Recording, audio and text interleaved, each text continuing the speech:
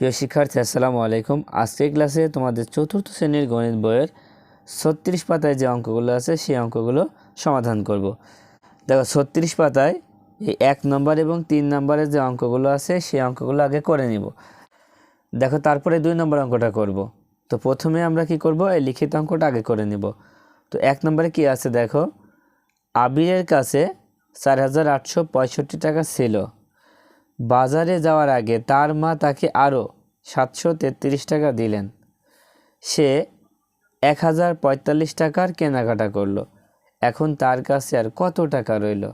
ভালো করে খেয়াল করো, আবিরের কাছে 4865 টাকা ছিল, তার কাছে আগে থেকেই টাকাটা ছিল।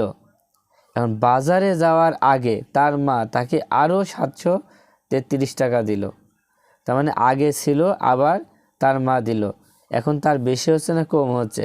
দেখো বেশি হচ্ছে, তার মানে প্রথমে এটার সাথে এটা কি করতে হবে, যোগ করতে হবে। তারপরে খেয়াল করো, তারপরে বাজারে চলে গেল। বাজারে গিয়ে সে 1045 টাকার কেনাকাটা করলো। যখনই কেনাকাটা করছে তখনই কিন্তু তার কাছ থেকে টাকা কি কমে যাচ্ছে। কমে গেলে কি করতে হবে, বিয়োগ করতে হবে। তার মানে প্রথমে যোগ করতে হবে, তারপরে বিয়োগ করতে হবে। দেখো প্রথমে লিখে নিবা যে আবিরের কাছে ছিল 4865 টাকা, আবিরের মা দিলেন 733 টাকা। আবিরের মা 733 টাকা দিল। এখন এই দুইটা যোগ করলে আমরা পাবো 5598 টাকা। এখন কেনাকাটা করলো কত টাকার, দেখো 1045 টাকা। যখনই কেনাকাটা করছে তখন কমে যাচ্ছে, এই জন্য আবার বিয়োগ করতে হবে। তো বিয়োগ করলে আমরা পেয়েছি 4553 টাকা। আর এখানে লিখে দেব এখন তার কাছে রইল, সবার শেষে লিখবো এখন তার কাছে রইল 4553 টাকা। তাহলে উত্তর হবে 4553 টাকা। খেয়াল করো এখানে যে নিয়মে দেওয়া আছে, তুমি যদি এই নিয়মে করতে চাও প্রথমে গাণিতিক ব্যাখ্যাটি হবে এমন যে 4 8 6 5, তার মানে 4865 সাথে যোগ দিতে হবে 733 এবং এখান থেকে আবার বিয়োগ দিবে হচ্ছে 1045। গাণিতিক বাক্য লেখা হয়ে গেল। চলো হিসাব করি। এখানে প্রথমে 4865 সাথে 733 যোগ করতে হবে। তো যোগ করলে কত, দেখো 5 আর 3 8, 6 আর 3 9, 8 7 15, 5 হাতে 1, সে 1 4 সাথে যোগ করলে 5 হয়। এখন কত হলো 5598। এইটা আবার এখানে লিখতে হবে, দেখো 5598। এবার এখান থেকে বিয়োগ করো। দেখো বিয়োগ করলে কত হচ্ছে, 8 থেকে 5 বিয়োগ করলে 3, 9 থেকে 4 বিয়োগ করলে হচ্ছে 5, এই 5 নামায় দাও, 5 থেকে 1 বিয়োগ করলে 4 হবে। তাহলে কত হলো 4553। এখন তার কাছে আর এই 4553 টাকা রইল। এটা কিন্তু উত্তর। এবার 3 নাম্বার দেখো, একটি স্টেশন থেকে মেট্রো ট্রেন 1048 জন যাত্রী নিয়ে যাত্রা শুরু করলো। পরবর্তী স্টেশনে 148 জন যাত্রী নেমে গেল এবং 180 জন নতুন যাত্রী উঠল। এখন মেট্রো ট্রেনটিতে মোট কতজন যাত্রী আছে? ভালো করে পড়ো। দেখো একটি স্টেশন থেকে মেট্রো ট্রেন যাত্রা শুরু করলো। যখন যাত্রা শুরু করলো তখন যাত্রী ছিল 1048 জন। কতজন? 1048 জন। তো যাত্রা শুরু করার পরে ট্রেনটি একটি স্টেশনে থামলো। যখনই স্টেশনে থামলো তখনই 148 জন যাত্রী নেমে গেল। দেখো ছিল হচ্ছে 1048 জন, এখন নেমে যাচ্ছে 148 জন। যখন নেমে যাচ্ছে তখন যাত্রী কিন্তু কমে যাচ্ছে। এই জন্য কী করবো, যখনই কমে যাবে তখন এই সংখ্যা থেকে এই সংখ্যা বিয়োগ করে দিব। তার মানে প্রথমে বিয়োগ করতে হবে। তারপর দেখো নামার পরে আবার নতুন যাত্রী উঠলো। আবার দেখো যখন নতুন করে যাত্রী আবার ট্রেনের মধ্যে উঠছে তখন আবার কি যাত্রীর সংখ্যা বেড়ে যাচ্ছে। তার মানে বিয়োগ করার পরে আমরা যে সংখ্যাটা পাবো তার সাথে আবার এই সংখ্যাটা কি করব, যোগ করে দিব। যোগ করে যা হবে সেটা হবে উত্তর। তাহলে কিভাবে লেখা শুরু করবা খেয়াল করো। দেখো প্রথমেই তোমরা 2 নম্বর দিয়ে লিখবা যে যাত্রী ছিল 1048 জন। দেখো তারপরে কি হলো, যাত্রী কিন্তু নেমে গেল। তো যাত্রী নেমে গেল কতজন? 148 জন। যখনই নেমে যাচ্ছে তখনই বিয়োগ করতে হবে। তো বিয়োগ করলে আমরা পাচ্ছি হচ্ছে 900 জন। তোমরা তো বিয়োগ করতে পারো। দেখো নেমে যাওয়ার পরে যাত্রী থাকছে কত, 900 জন। তাই এখানে লিখব যাত্রী থাকলো 900 জন। এবার দেখো নামার পরে আবার নতুন করে যাত্রী কিন্তু উঠছে, তখন লিখব নতুন যাত্রী উঠলো কতজন, 180 জন। যখন যাত্রী উঠছে তখন আবার যাত্রী বেড়ে যাচ্ছে, এই জন্য কী করবা, যোগ করবা।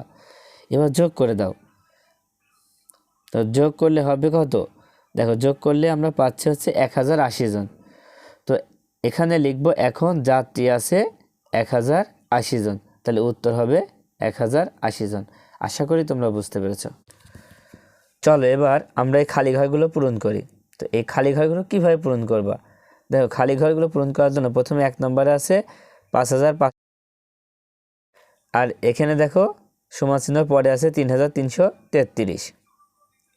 তো খালি ঘরে আমাদের সংখ্যাটা কত হবে এইটা বের করতে হলে সব থেকে সহজ উপায় হচ্ছে, যেহেতু এখানে বিয়োগ আছে তাই কি করবা, এই সংখ্যা থেকে এই সংখ্যাটা বিয়োগ করে যা হবে এখানে বসাই দিবা।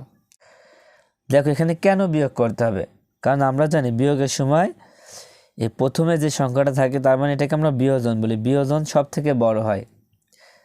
হ্যাঁ, আর বিয়োজন থেকে বিয়োগ করলে বিয়োগফল পাওয়া যাবে। এই জন্য আমরা কি করব, এই বিয়োজন থেকে বিয়োগফল বিয়োগ করলেও কিন্তু বিয়োজ্য পাওয়া যায়, তাই বিয়োগ করে ফেলো। দেখো 5 থেকে 3 বিয়োগ করলে 2, ফের 5 থেকে 3 বিয়োগ করলে 2, আবার 5 থেকে 3 বিয়োগ করলে 2, আবার 5 থেকে 3 বিয়োগ করলে 2, তার মানে কত হবে, 2222 হবে। 1 নম্বর হয়ে গেল। এখন 2 নম্বর খেয়াল করো, দেখো 2 নম্বরে এই মাঝখানে যোগ চিহ্ন দেওয়া আছে, যদি যোগ চিহ্ন দেওয়া থাকে তাহলে কি করব, দেখো যেহেতু আমাদের যোগফল সব থেকে বড় হয়, দেখো 5678 থেকে 2222 বিয়োগ করলে আমরা এই সংখ্যাটা পেয়ে যাব।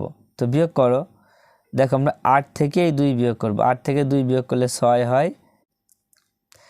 তারপর দেখো 7 থেকে এই 2 বিয়োগ করলে হবে 5, 6 থেকে এই 2 বিয়োগ করলে হবে 4, 5 থেকে এই 2 বিয়োগ করলে হবে 3।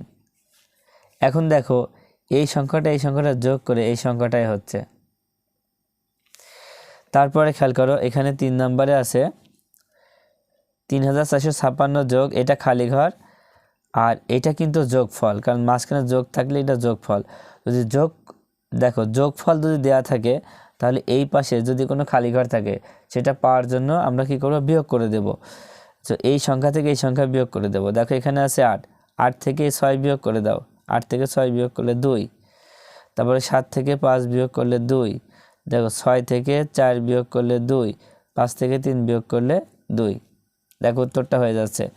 তারপর 4 নম্বর খেয়াল করো, 4 নম্বরে দেখো প্রথমেই খালি ঘর আছে, তারপর বিয়োগ আছে, তারপরে আছে কত, 17253 সমান 9566। দেখো বিয়োগের ক্ষেত্রে খেয়াল করো, বিয়োগের ক্ষেত্রে সব থেকে বড় হয়ে আছে বিয়োজন, তার মানে বিয়োগের ক্ষেত্রে সব থেকে বড় হবে এইটা, সব থেকে বড় হবে। এই জন্য কী করতে হবে, যেহেতু বিয়োগফল দেওয়া আছে আর বিয়োজ্য দেওয়া আছে, তো এখন কাজ হচ্ছে এই দুইটা সংখ্যা যোগ করে যা হবে এখানে বসায় দিলে হয়ে যাবে, কারণ বিয়োগ থাকলে এই দুইটা সংখ্যা যোগ করে যা হবে এখানে বসায় দাও, তাহলে উত্তরটা আমরা পেয়ে যাব।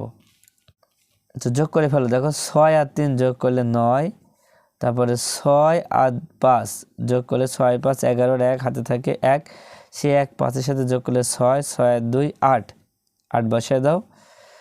তারপরে 9 আর 7 কত হয়, 9 আর 7 16, 16 6 হাতে 1, সে 1 1-এর সাথে যোগ করলে 2, তার মানে হচ্ছে 26819।